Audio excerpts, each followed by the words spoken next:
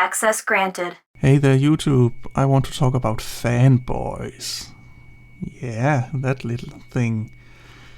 So, why do people turn into fanboys? Well, they start to invest a lot of time in a product, let's say a game, let's say Call of Duty or Battlefield. Let's say they begin like from the start and then they like it. They meet a lot of friends and they buy the next expansion and the next and the next, and then they slowly start to say to themselves that, okay, I spent so much money on it and all that, so I have to kind of defend it.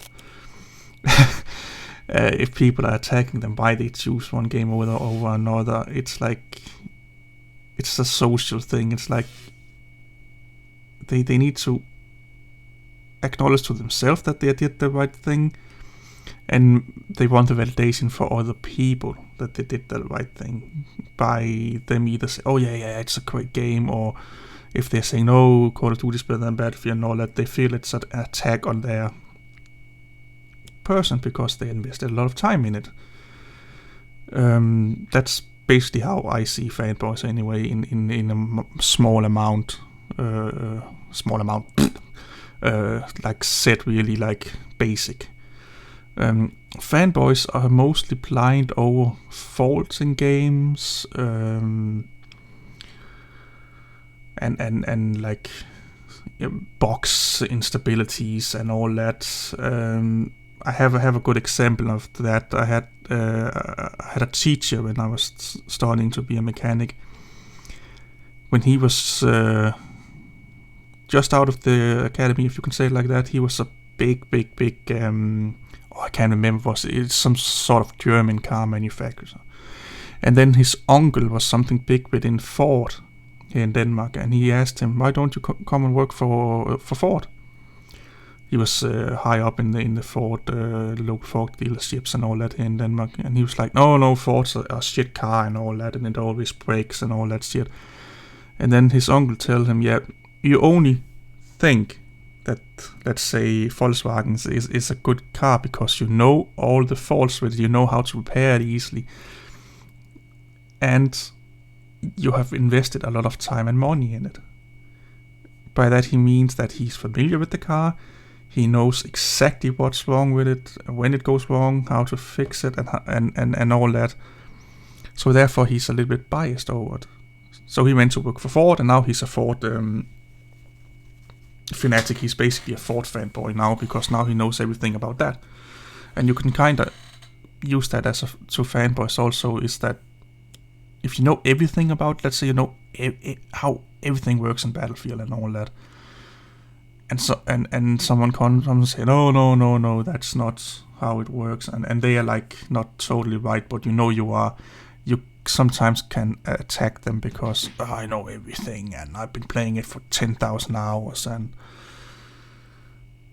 yeah, and then you if let's say the next expansion comes out and it's really buggy, you're like, oh, they will fix it because so and it is a new game and all that. You tend to lose your critical classes, if you can say it like that, or lenses, when you are investing a lot of time and money into a product or a game for that matter, and you look back and you say like,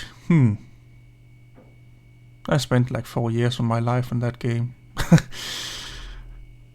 And therefore you can't debate with them also, because like I said, they tend to like be really firm on their belief that if they really are fanboy of a thing, for them it's the next best thing in the world, and you can't do anything to, or rarely you can do anything to convince them otherwise. They tend to stand on their belief, and they can do so. It's a free world we live in.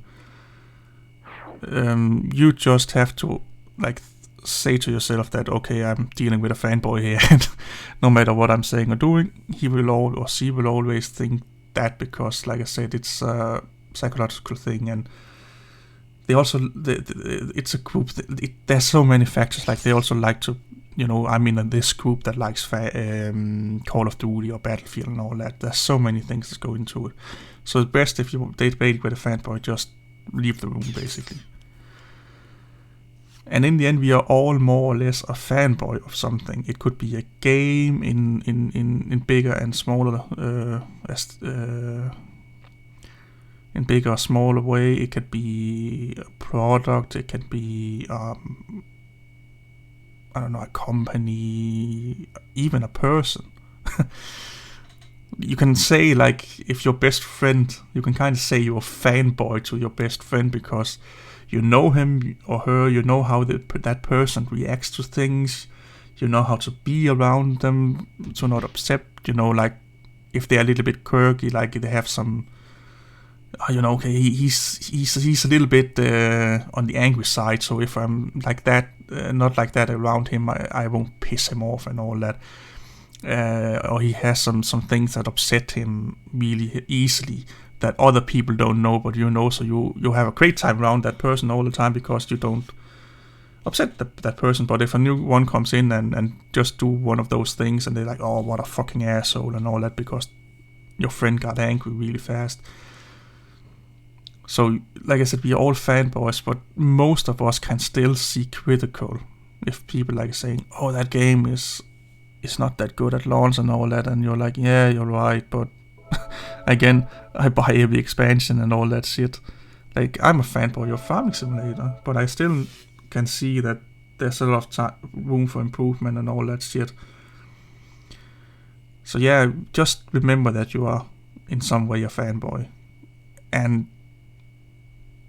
it's not your fault that you're a fanboy, but don't get into a fucking argument with those, like, let's call them religious fanboys that are, you know, they, no matter what you're saying, they can have, let's say, a game that won't fucking work when they paid $60 for it and still say it's the best thing. That's just how it works. So anyway, I hope it makes a little bit sense. I'm a little bit out of my mind today. I'm on meds and all kind of shit. But anyway, I hope you guys will have an awesome day, and I'll see you guys later. Bye bye.